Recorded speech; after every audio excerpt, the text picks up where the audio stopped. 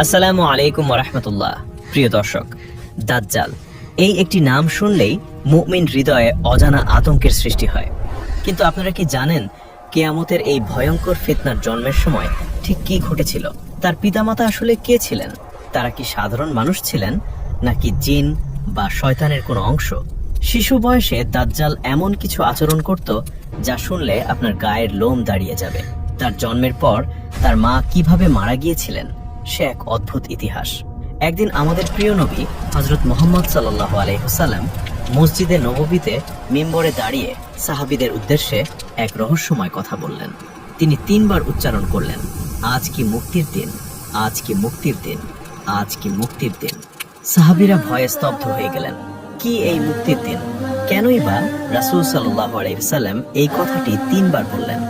আজকের ভিডিওতে আমরা দাজ্জালের জন্ম থেকে শুরু করে তার মৃত্যু পর্যন্ত এমন কিছু লোমহর্ষক তথ্য জানাবো যা হয়তো আপনি আগে কখনো এভাবে শোনেননি। তাই অনুরোধ থাকবে ইতিহাসের এই গুরুত্বপূর্ণ অধ্যায়টি জানতে ভিডিওটি শেষ পর্যন্ত আমাদের সাথেই থাকুন। প্রিয় বন্ধুরা, পৃথিবী সৃষ্টির পর থেকে কিয়ামত পর্যন্ত দাজ্জালের ফিতনার চেয়ে বড় এবং ভয়ঙ্কর কোনো বিপদ আর আসবে না। তাই হযরত আদম আলাইহিস সালাম থেকে শুরু করে শেষ নবী পর্যন্ত আল্লাহর পাঠানো প্রত্যেক নবী তাদের উম্মতদের এই একচোখা প্রতারক সম্পর্কে সাবধান করে গেছেন। বিশ্বনবী সাল্লাল্লাহু আলাইহি সাল্লাম আমাদের স্পষ্টভাবে জানিয়ে দিয়েছেন, আল্লাহ এমন কোনো নবী পাঠাননি যিনি তার জাতিকে মিথ্যাবাদী দাজ্জাল সম্পর্কে সতর্ক করেননি। তিনি দাজ্জালের একটি বিশেষ শারীরিক বৈশিষ্ট্যের কথা উল্লেখ করে বলেন, মনে রেখো, দাজ্জাল হবে একচোখা, আর তোমাদের মহান রব একচোখা নন। তার 2 চোখের মাঝখানে কপালে স্পষ্ট অক্ষরে লেখা থাকবে কাফির বা অবিশ্বাসী।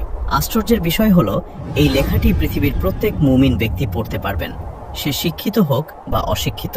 নবীজি সাল্লাল্লাহু আলাইহি সাল্লাম আরো জানান, এই মহা ফিতনাবাজ দাজ্জাল পৃথিবীতে মোট 40 দিন অবস্থান করবে।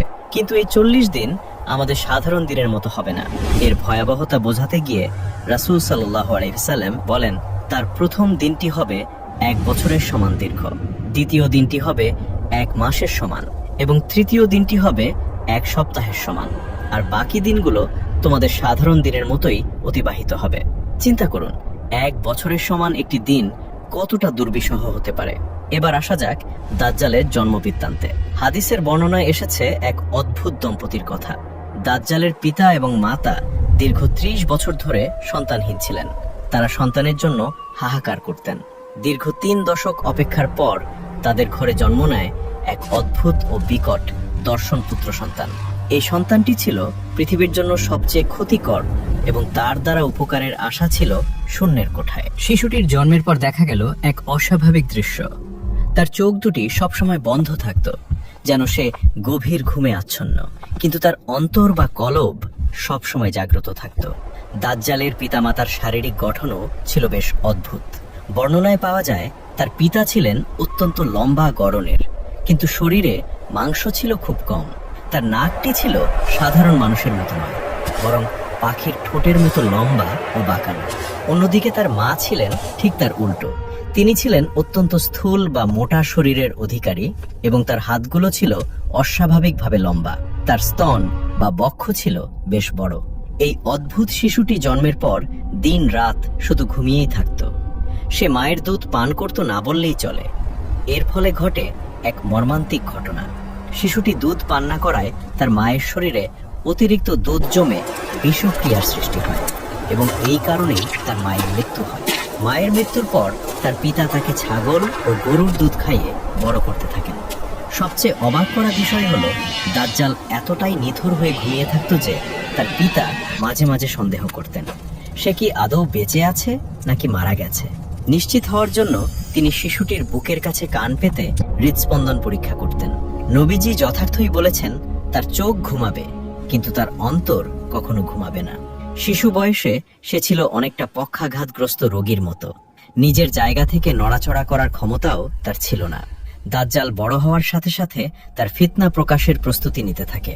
তার চেহারা সম্পর্কে আব্দুল্লাহ ইবনে ওমর থেকে একটি হাদিস বর্ণিত আছে। রাসূল সাল্লাল্লাহু আলাইহি ওয়াসাল্লাম একদিন স্বপ্নের কথা উল্লেখ করে বলেন, দাজ্জাল হবে স্থূল ও লালচে বর্ণের। তার ডান চোখটি হবে অন্ধ এবং সেটি দেখতে হবে ফোলা আঙ্গুরের মতো, যেন চোখটি কোটর থেকে বাইরের দিকে বেরিয়ে আছে। সে নিজেকে আল্লাহ বলে দাবি করবে এবং মানুষকে বিভ্রান্ত করতে এমন সব ভেলকিবাজি দেখাবে যা দেখে দুর্বল ঈমানের লোকেরা সহজেই ধোঁকা খেয়ে যাবে। তার কাছে জান্নাত এবং জাহান্নামের মতো দুটি জিনিস থাকবে, কিন্তু সাবধান, রাসূল সাল্লাল্লাহু আলাইহি ওয়াসাল্লাম বলেছেন, দাজ্জাল যাকে জান্নাত বলবে সেটি মূলত জ্বলন্ত আগুন বা জাহান্নাম, আর যাকে সে জাহান্নাম বলবে সেটিই হবে প্রকৃত জান্নাতের প্রশান্তি। আল্লাহ তাকে পরীক্ষা হিসেবে কিছু অতি প্রাকৃত ক্ষমতা দেবেন। সে আকাশকে আদেশ দিলে আকাশ থেকে বৃষ্টি বর্ষিত হবে, মাটিকে আদেশ দিলে মাটি ফসল উৎপাদন করবে, এমনকি সে একজন মানুষকে হত্যা করে দ্বিখণ্ডিত করবে এবং দর্শকদের সামনে তাকে পুনরায় জীবিত করে তুলবে। তারপর দম্ভ করে বলবে, আল্লাহ ছাড়া কি এই কাজ কেউ করতে পারে? এই দৃশ্য দেখে অগণিত মানুষ তাকে প্রভু হিসেবে মেনে নিয়ে বেঈমান হয়ে যাবে। দাজ্জাল যখন আত্মপ্রকাশ করবে তখন তার প্রধান অনুসারীরা হবে ইহুদি জাতি। বিশেষ করে ইরানের ইস্পাহান নগরী থেকে 70,000 ইহুদি তাকে মসিহ হিসেবে বরণ করে নেবে। তারা সবুজ রঙের বিশেষ এক ধরনের চাদর পরিধান করে তার সাথে যোগ দেবে। এছাড়াও তুর্কি বংশোদ্ভূত কিছু জাতি, মরুভূমির অশিক্ষিত বেদুইন এবং নারীদের একটি বিশাল অংশ তার ফিতনায় পড়ে তার অনুসারী হবে। পৃথিবীতে তার চলাচলের গতি হবে কল্পনাতীত। রাসূল সাল্লাল্লাহু আলাইহি ওয়াসাল্লাম বর্ণনা মতে, মেঘকে বাতাস যেভাবে দ্রুত গতিতে তাড়িয়ে নিয়ে যায়, দাজ্জাল ঠিক সেভাবে এক প্রান্ত থেকে অন্য প্রান্তে ছুটে বেড়াবে। পৃথিবীর এমন কোনো গ্রাম বা শহর বাকি থাকবে না যেখানে তার পদধূলি পড়বে না। মানুষ তার ভয়ে পাহাড় জঙ্গলে লুকিয়ে থাকবে, কিন্তু দুটি পবিত্র স্থান মক্কা এবং মদিনা তার জন্য নিষিদ্ধ থাকবে।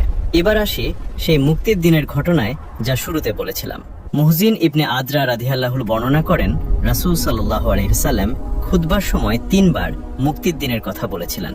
সাহাবীদের প্রশ্নের জবাবে তিনি জানান, দাজ্জাল সারা পৃথিবী চষে বেড়ালেও মক্কা ও মদিনায় ঢুকতে পারবে না, কারণ এই দুই পবিত্র নগরীর প্রতিটি প্রবেশপথে ফেরেশতারা উন্মুক্ত তরবারি হাতে পাহারায় থাকবেন।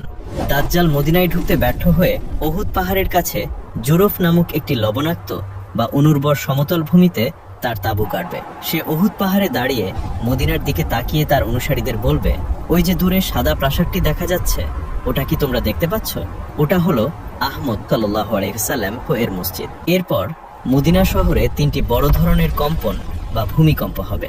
এই কম্পনের ফলে মদিনার ভেতরে লুকিয়ে থাকা যত মুনাফিক, পাপাচারী নারী ও পুরুষ আছে, তারা ভয়ে দাজ্জালের কাছে বেরিয়ে যাবে।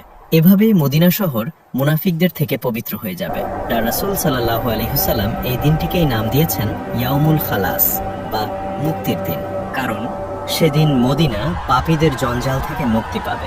সেই কঠিন সময়ে সত্যিকারের মুমিনরা দাজ্জালের ফিতনা থেকে বাঁচতে সিরিয়ার জাবাল আদ-দুখানের দিকে আশ্রয় নেবে। দাজ্জাল তাদের ঘেরাও করে ফেলবে এবং তারা চরম খাদ্য সংকট ও কষ্টের সম্মুখীন হবে। ঠিক যখন মুমিনদের অবস্থা শোচনীয় হয়ে পড়বে, তখনই আসবে চূড়ান্ত বিজয়ের মুহূর্ত। আল্লাহ তাআলা হযরত ঈসা ইবনে মারিয়াম আলাইহিস সালামকে পৃথিবীতে পাঠাবেন। তিনি দামেশক শহরের পূর্ব দিকের সাদা মিনারের কাছে 2 জন ফেরেশতার কাঁধে ভর দিয়ে অবতরণ করবেন। তার আগমনের সংবাদ পেয়ে দাজ্জাল পালানোর চেষ্টা করবে, কিন্তু হযরত ঈসা আলাইহিস সালাম তাকে ধাওয়া করবেন এবং ফিলিস্তিনের লুদ নামক স্থানে তাকে ধরে ফেলবেন। সেখানেই আল্লাহর নবী ঈসা আলাইহিস সালামের হাতে মিথ্যাবাদী দাজ্জাল নিহত হবে এবং তার ফিতনার চিরসমাপ্তি ঘটবে। প্রিয় দর্শক, দাজ্জালের এই ফিতনা মানব ইতিহাসের সবচেয়ে কঠিন পরীক্ষা। আমরা আল্লাহ তাআলার কাছে এই ফিতনা থেকে আশ্রয় চাই। ভিডিওটি ভালো লাগলে শেয়ার করে অন্যদের জানার সুযোগ করে দিন। আল্লাহ আমাদের সবাইকে ঈমানের সাথে মৃত্যু দান করুন। আমিন।